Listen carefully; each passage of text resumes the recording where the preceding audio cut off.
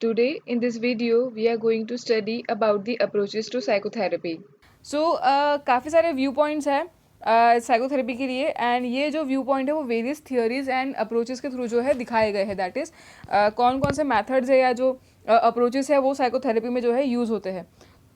So the first one is psychoanalytical approach. Now this psychoanalytical approach was given by Sigmund Freud and he initiated psychoanalysis in 1880. And this is the oldest method that is used in psychotherapy.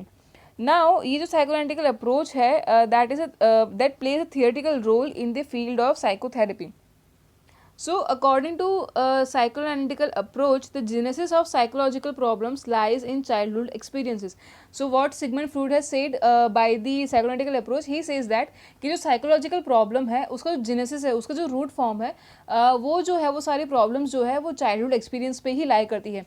That is कोई childhood में कुछ undesirable situation experience रहा हो या फिर कोई psychic trauma रहा हो तो उस टाइम पे जो उसका इफेक्ट आता है that is the root cause of the mental disorder. So ये जो है हमारी ये साइकोलॉजिकल अप्रोच इस तरह से कहती है. नाउ जो क्लाइंट होता है they spend a lot of psychic energy to keep this impulses in repression and hence are left with little energy to live effectively. So ये जो साइकिक एनर्जी है चाइल्ड की या फिर जो क्लाइंट की जनरली वो जो है जो इम्पल्सेस है जो ट्रॉमा जो उन्होंने फेस किया था या जो लाइफ एक्सपीरियंस ऐसे रहे थे जिसकी वजह से ये साइकोलॉजिकल प्रॉब्लम्स हुए. सो उनको जो है रिप्रेस करने के लिए दैट इज़ उनको जो है दबा के रखने के लिए उनकी काफ़ी सारी साइकिक एनर्जी उसमें यूज़ होती है and that's why they can not lead their effective normal life. ये जो है साइकोएनालिटिकल अप्रोच इस तरह से कहता है. ना वो साइको एनालिटिकल है अप्रोच है या फिर जो साइको एनालिसिस है उसमें मेन स्टेप्स है and those are catharsis, resistance and transference. Now catharsis का मतलब क्या होता है कि जो इमोशनल स्ट्रेस है उसको हम रिमूव करते हैं.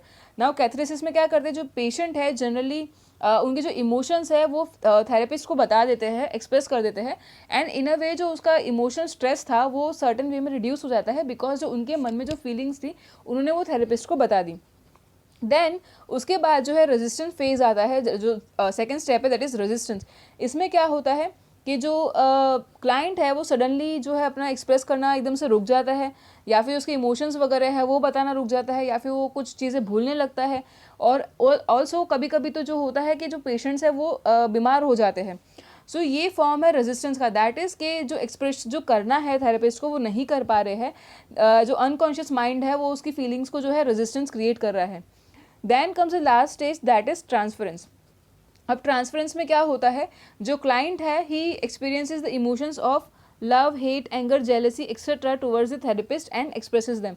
अब ट्रांसफरेंस में क्या होता है कि जो अभी तक फीलिंग रिप्रेस हो रही थी तो वो चीज़ जो है ये जो रेजिस्टेंस क्रिएट हो रहा था तो क्लाइंट वो सारे जो एक्सपीरियंसेस है जो इमोशंस है जैसे कि लव हो गया, हेट, एंगर और जेलसी वो सब कुछ जो है थेरेपिस्ट के टुवर्ड्स वो डायरेक्ट करता है एंड उसको वो एक्सप्रेस करता है. सो ये जो हमने प्रोसेस देखे जो कि साइकोएनालिसिस में यूज़ होते हैं that is catharsis, resistance and transference. तो इसको करने के लिए दो मेथड है that is free association method and the dream interpretation method. Now free association method में क्या होता है हम बेसिकली समझ लेते हैं कि जो थेरेपिस्ट है बहुत ही रिलैक्स एनवायरनमेंट में, रिलैक्स सिचुएशन में क्लाइंट को लाइक लेके आते हैं एंड वो उनको बोलते हैं कि आपके दिमाग में जो भी आ रहा है, जो भी थॉट प्रोसेस चल रहा है वो आप एक्सप्रेस करिए. वो कितना भी शेमफुल हो सकता है, पेनफुल हो सकता है या जो है रियल लाइफ से रिलेवेंट ही ना हो या फिर कोई उसके पर्सनल आइडियाज़ हो, कुछ भी हो. मतलब जो भी माइंड में आ रहा है therapist ask those client to come up with everything that is there in their mind. So patient के माइंड में जो कुछ भी आ रहा है जब वो थेरेपिस्ट को बता देते हैं तो जो थेरेपिस्ट है वो एक मीनिंगफुल पैटर्न ड्रॉ करते हैं उनकी वर्बलाइजेशन का. दैट इज़ जो भी क्लाइंट ने या जो पेशेंट ने जो भी कुछ बताया है तो उसका एक मीनिंगफुल पैटर्न बनाते हैं एंड देन वो जो है अपने पेशेंट को समझाते हैं कि आपका ये जो आपने जो थॉट प्रोसेस चल रहे थे जो आपने बताया तो उसका मीनिंग क्या है, जो आइडियाज़ आपके दिमाग में आ रहे हैं तो उसका मीनिंग क्या है. अब यहाँ पे ये बताने का मीनिंग क्या होता है कि जो थॉट प्रोसेसेस रहते हैं जो कि भले इररिलेवेंट हो, शेमफुल या पेनफुल हो, कैसे भी हो सकते हैं तो जनरली ये जो है हमारे अनकॉन्शियस माइंड में जो फीलिंग्स रिप्रेस्ड होती है, जो अनकॉन्शियस माइंड में हमारे जो फीलिंग्स रहती है वो इस वे में जो है बाहर आती है. सो जो अगर मीनिंगफुल पैटर्न ड्रॉ करके पेशेंट को बताया जाता है तो पेशेंट कम्स टू नो कि उसकी रिप्रेस्ड फीलिंग क्या है, he understands about that repressed feeling and जब इसको मीनिंगफुल पैटर्न मिल जाता है तो जो इमोशनल टेंशन होता है पेशेंट का वो भी रिड्यूस हो जाता है. So this was one of the method of psychoanalysis, that is free association method. Then comes the dream interpretation method. Now ये ड्रीम इंटरप्रिटेशन में क्या होता है, जनरली जो थेरेपिस्ट होते हैं they give the psychological interpretation of the dreams of the patients. So जो भी पेशेंट ने ड्रीम देखा है उसका साइकोलॉजिकल इंटरप्रिटेशन दिया जाता है कि उसका साइकोलॉजिकल इंटरप्रिटेशन क्या था. सो ये ड्रीम के बेसिस पे चलता है. नाउ जो सिगमंड फ्रूड थे, ही बिलीव्स दैट कि during sleep the ego of the person is week and not alert. मतलब जब इंसान सो रहा होता है और उस टाइम पे जो उसका ईगो रहता है वो वीक होता है और वो अलर्ट रहता है. सो उस टाइम पे क्या होता है कि जो अनसेटिस्फाइड, जो रिप्रेस्ड डिज़ायर्स रहते हैं, जो हमारे अनकॉन्शियस माइंड में जो हमारी जो डिज़ायर्स या फिर जो फीलिंग्स रहती है, वो जो है ड्रीम के थ्रू हमें जो एक्सप्रेशन प्रोवाइड करती है. दैट इज़ हमारा ईगो स्टेट एक्टिव नहीं है, हमारा जो करंट स्टेट है वो एक्टिव नहीं है, वो वीक है. तो इस टाइम पे जो हमारा जो अनकॉन्शियस माइंड है वो वर्क करता है एंड इन अ वे जो हमारा ड्रीम्स है उसके अंदर जो है एक्सप्रेस करके जो है हमारी जो फीलिंग्स, जो रिप्रेस्ड फीलिंग्स है वो बताता है. सो जो साइकोथेरेपिस्ट होते हैं वो क्या करते हैं, ड्रीम का ही मीनिंगफुल इंटरप्रिटेशन लेके आते हैं एंड वो पेशेंट को समझाते हैं. एंड इन अ वे जो पेशेंट है ही becomes aware about is repressed feelings and जो उसका थॉट प्रोसेस है वो उसके बारे में उसको समझ पड़ता है. एंड इन अ वे जो उसका पेशेंट का जो कॉन्शियस लेवल है वो इंक्रीज होता है. एंड सो इस बेसिस पे जो उसका इमोशनल स्ट्रेस है वो रिड्यूस होता है. So this were the 2 methods used in साइकोएनालिटिकल approach. Now ये जो साइको डायनेमिक टेक्निक्स है, जो साइको एनालिसिस टेक्निक्स है जो फ्रूड ने दी है, इनका काफ़ी लाइक स्पेशल कॉन्ट्रीब्यूशन है साइकोथेरेपी में. बट इसके कुछ लिमिटेशंस भी है. जैसे कि जो थेरेपिस्ट है, एक तो वो वेल एक्सपीरियंस्ड होना चाहिए अगर उसको ये साइकोएनालिटिकल अप्रोच करना है. And also he must be mentally healthy. And इसके अलावा जो साइकोथेरेपिस्ट है, he should be skilled enough to provide a meaningful interpretation of the free association method and also the dream interpretation method. So जो psychotherapist अगर psychoanalytical approach ले रहा है, so he must be having दो skills के जो वो जो मीनिंगफुल इंटरप्रिटेशन लेना है वो जो है पेशेंट्स को बता पाए. सो इसके अलावा भी जो है after Freud neo Freudian scheme, that is के जो फ्रूड्स के बाद में जो भी उनके फॉलोअर्स थे या जो ये साइकोएनालिटिकल अप्रोच को फॉलो कर रहे थे, they made the contribution in this psychoanalysis approach and they made changes in the original technique as well. And those who follow the thinking pattern of the Freud are known as psychoanalyst.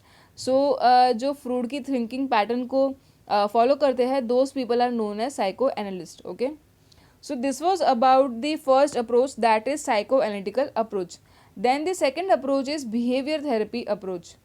So this behavior therapy is also known as behavior modification. So J.B. Watson in 1920 in US employed the principle of conditioning for the treatment of psychological disorder. So जो J.B. Watson थे, इन्होंने 1920 में US में जो conditioning का principal है, he used that for treatment of psychological disorder. So we know that जो conditioning है, it is a form of learning process. किस तरह से जो है लर्निंग करी जाती है, it is a method of learning. So उन्होंने ये कंडीशनिंग यूज़ करके जो है साइकोलॉजिकल डिसऑर्डर जो है ट्रीट किया था. Then Lindsley and Skinner coined the term behavior therapy around in 1950.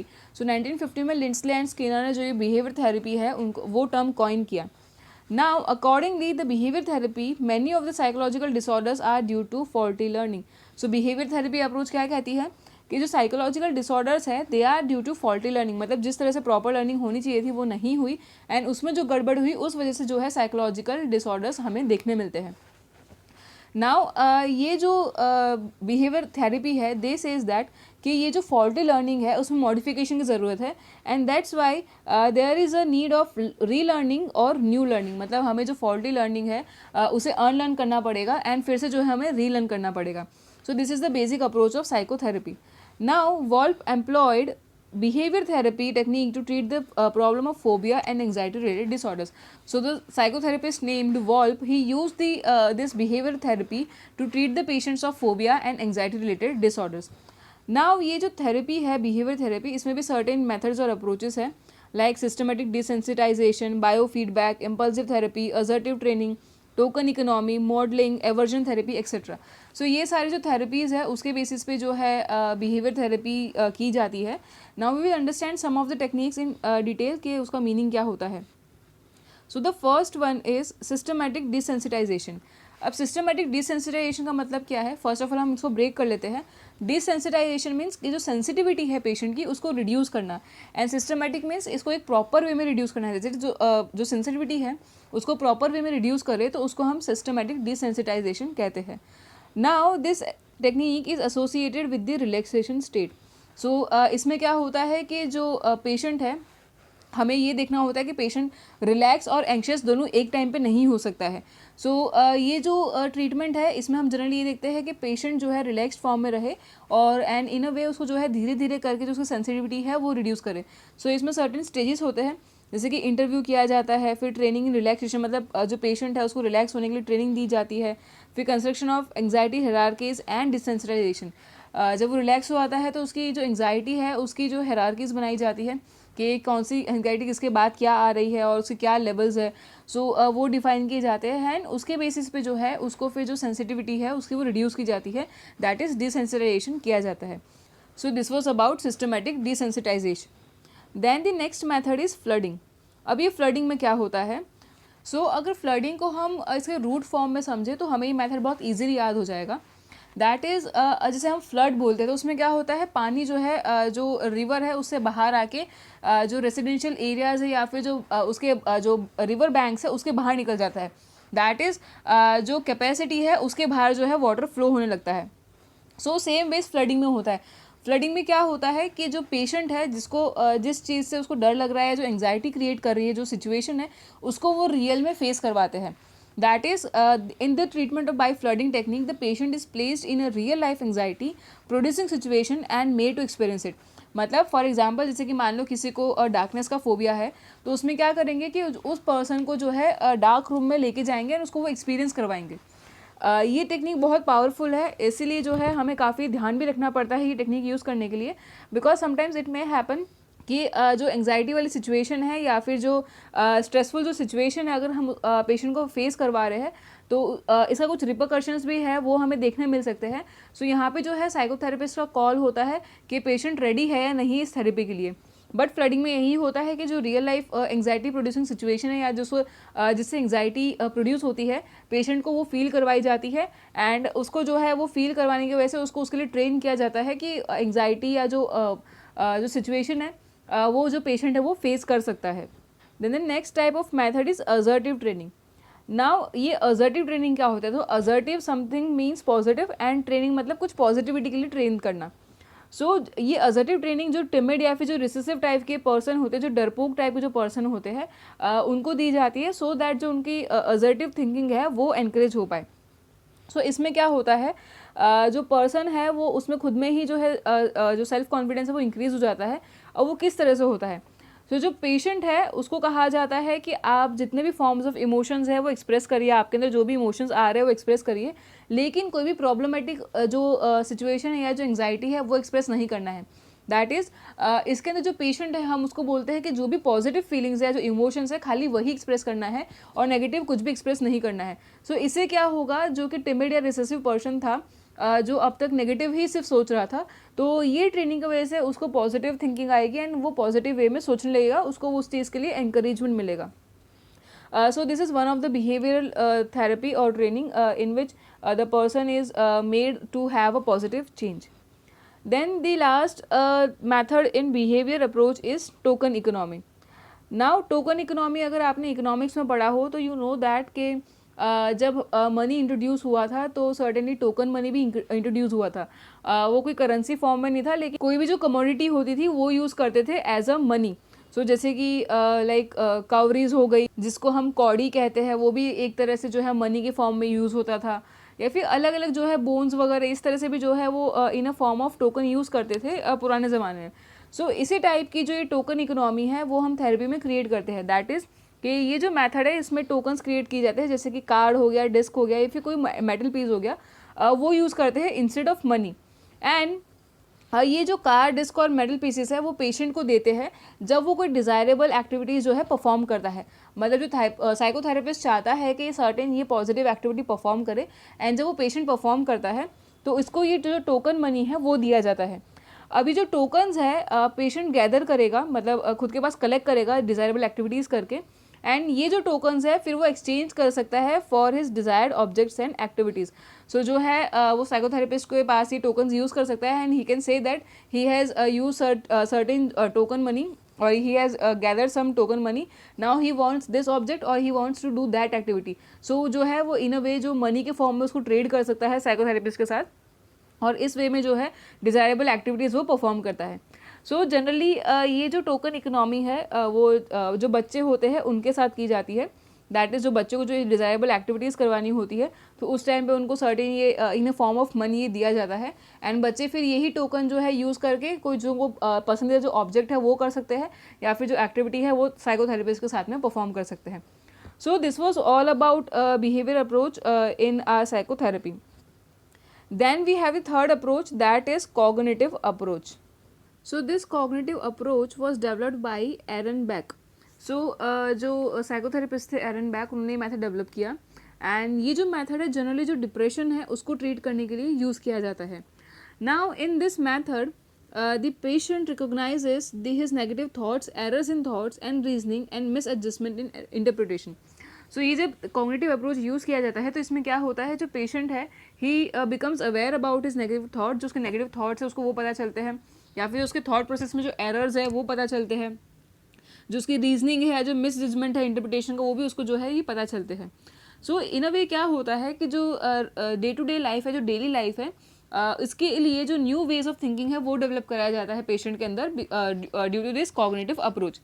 सो ये जो कॉग्निटिव अप्रोच है इसके अंदर भी दो थियोरीज है, that is cognitive therapies and rational emotive therapy. Now this cognitive therapies was developed by Albert Ellis and Aaron Beck. So ये दोनों ने मिलके जो है ये थेरेपी बनाई थी एंड ये जो लास्ट 2 डिकेड जो देखे हम 20 साल अगर लास्ट के देखें तो इस टाइम उस टाइम में जो है ये थेरेपीज़ का काफ़ी ज़्यादा यूज़ किया गया है. एंड ऑल्सो ये जो थेरेपी है दैट इज़ कॉग्निटिव थेरेपी, ये डिप्रेशन और एंग्जाइटी को ट्रीट करने के लिए यूज़ की गई है. इसके अलावा the term cognition over here refers to the functions like attention, judgement, learning, thinking, remembering and consciousness used in comprehending the world of our experience. So जो पर्सन है उसका जो कॉग्निशन है दैट इज़ जो उसका अटेंशन है या जो उसका जजमेंट है, जो लर्निंग है, थिंकिंग या रिमेंबरिंग, और जो कॉन्शियसनेस उसका है यहाँ पे उसको कॉम्प्रीहेंड किया जाता है. एंड अगर उसमें कुछ फॉल्ट है तो उसको जो है उसमें चेंजेस लाया जाता है एंड उसका जो है एक्सपीरियंस है फॉर द वर्ल्ड वो चेंज किया जाता है. So this is the cognitive therapy. Then we have rational emotive therapy. So Ellis rational emotive therapy is one of the most widely used therapies which attempt to change the patient's basic maladaptive thought process. So ये जो Alice है उन्होंने ये rational emotive therapy जो है develop की थी and इसका बेसिक जो एम है वो ये रहता है कि जो पेशेंट का माल एडिक्टिव थॉट प्रोसेस है उसको चेंज करना है. That is what happens is जो पर्सन है he may hold unrealistic beliefs and perfectionist values. So जो पेशेंट है उसमें अनरियलिस्टिक जो बिलीफ हो सकते हैं या फिर जो परफेक्शनिस्ट वैल्यूज़ है वो हो सकते हैं, जैसे कि ये तो हो ही जाएगा, ऐसा ही होना चाहिए. जो पर्सन की जो कैपेसिटी नहीं है उससे ज़्यादा जो है उसकी बिलीव्स हो जाती है या फिर उससे ज़्यादा जो उसकी जो है परफेक्शन की वैल्यूज़ हो जाती है. सो जो ऐसा जब थॉट प्रोसेस होता है तो उस मालएडेप्टिव थॉट प्रोसेस को चेंज करने के लिए ये रैशनल इमोटिव थेरेपी की जाती है. दैट इज़ जो पर्सन है उसका जो थॉट प्रोसेस है उसको रैशनलाइज किया जाता है. So now what happens is कि जब ये पर्सन जो है इनमें माल एडेप्टिव थॉट प्रोसेस रहता है so they set very unrealistic values and targets for them. अब ये जो टारगेट्स है वो अचीव नहीं कर पाते हैं, फेलियर रिजल्ट करता है इससे and they get disappointed and they feel misery and self pity for themselves. So इसमें क्या होता है जनरली यहाँ पे पर्सन की गलती नहीं है बट उसका थॉट प्रोसेस की है. दैट इज़ जो टारगेट अचीव नहीं किया सकते, जो गोल्स अचीव नहीं किए जा सकते हैं वो उतना ज़्यादा अनरियलिस्टिक जो है वैल्यूज़ और गोल्स लेके रखते हैं. सो इन अ वे वो फेल हो जाते हैं. इन अ वे वो फेलियर नहीं है बट उनका थॉट प्रोसेस इतना ज़्यादा सोच रहा होता है उनके लिए कि उनको वो अचीवमेंट नहीं लगती है. सो ये जो मालएडिक्टिव प्रोसेस है उसको यहाँ पे चेंज किया जाता है. And so Ellis therapeutic method attempts to restructure the patient self evaluation and belief system and then ultimately changes his thought process. So इसमें क्या होता है रैशनल इमोटिव थेरेपी में कि जो पेशेंट का सेल्फ इवेल्युएशन है, जो बिलीफ सिस्टम है, उसको फिर से रिस्ट्रक्चर किया जाता है एंड उसके थॉट प्रोसेस में चेंज किए जाते हैं. सो this was about the cognitive approach and इसमें जो है 2 therapies that is cognitive therapy and rational emotive therapy. Then we move on to the last approach that is the fourth approach, that is Rogers Client centered approach. So, Carl Rogers, while working as a therapist, developed a client-centered approach. So, ये जो Rogers client-centered approach है, यहाँ पे जो है client पे जो है फोकस किया जाता है, जो client है वो center पे है हमारे.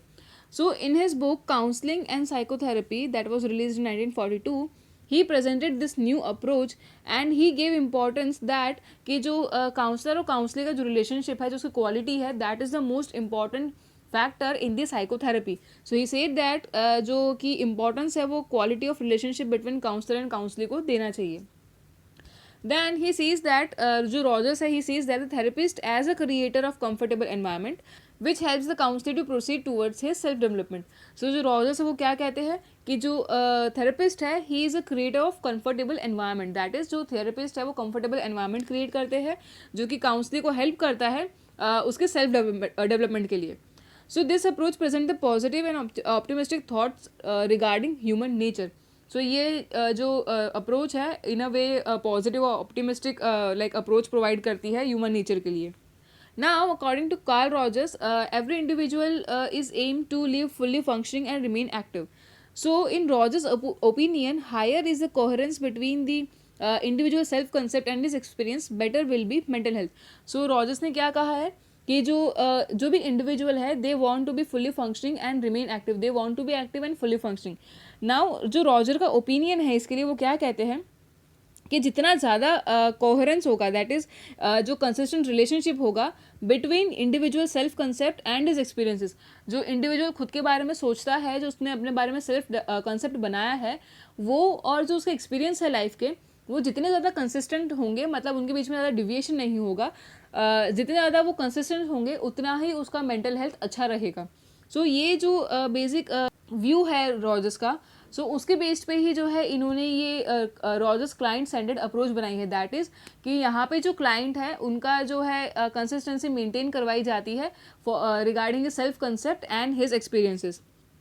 So Rogers' client centered therapy puts more stress on the relationship between counselor and the counselee. Here the skills of counselor becomes more important than the counseling technique. So Rogers क्या कहते हैं कि जो relationship है counselor और counselee के बीच का वो बहुत important है, and that's why जो counselor की skills है वो बहुत ज़्यादा important हो जाती है as compared to method used for the counseling.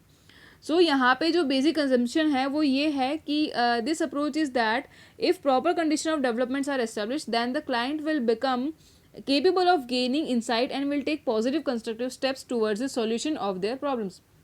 So Rogers क्या कह रहे हैं यहाँ पे कि जो बेसिक असम्पशन है उनके अप्रोच का ये कि कोई प्रॉपर कंडीशन अगर डेवलपमेंट की दी जाती है या जो एस्टेब्लिश की जाती है, तो जो क्लाइंट है वो खुद से ही केपेबल हो जाएगा इंसाइट गेन करने के लिए, एंड वो खुद से ही पॉजिटिव और कंस्ट्रक्टिव स्टेप लेगा सो दैट उसकी जो प्रॉब्लम है वो सॉल्व कर पाए. सो रॉजर्स ने यहाँ पे कुछ कंडीशंस जो है वो रखी है जिससे ये जो ट्रीटमेंट है वो सक्सेसफुल रह पाए. तो the first one is the direct psychological contact is necessary between therapist and client. So जो थेरेपिस्ट और क्लाइंट है उनके बीच में डायरेक्ट साइकोलॉजिकल कॉन्टैक्ट होना चाहिए, उनके बीच में जो डायरेक्ट मीटिंग होनी चाहिए. Then the counselling becomes more successful when the client is at lowest level of his anxiety. So what did Roger say that कि ये जो ट्रीटमेंट है या जो ये काउंसलिंग है वो तभी सक्सेसफुल होगी जब जो क्लाइंट है वो उसका जो एंग्जाइटी लेवल है वो लोवेस्ट होगा.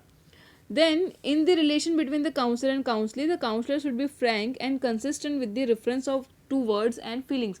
So ये जो relationship establish होती है काउंसलर और काउंसली की, तो उसमें क्या होना चाहिए, जो काउंसलर है वो फ्रैंक होने चाहिए, और जो वो वर्ड्स या फीलिंग्स जो रिप्रेजेंट कर रहे हैं, यूज़ कर रहे हैं, वो कंसिस्टेंट होने चाहिए. मतलब जो क्लाइंट को जिस तरह से बोलते हैं या जो फीलिंग एक्सप्रेस करते हैं वो कंसिस्टेंट होना चाहिए, वो डिविएट नहीं होना चाहिए. Then here we should accept counselee as an individual and show respect to him or her. So जो counselor है उसको individual, जो counselee है उसको as an individual accept करना चाहिए and he should respect him or her.